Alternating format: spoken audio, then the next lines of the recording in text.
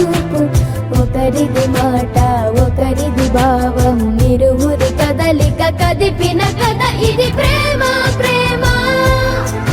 తిరిగొచ్చే తీయగా ఇది ప్రేమ ప్రేమ, ఎదురొచ్చే హాయిగా ఇది మనసుని తడిపిన క్షణము కదా.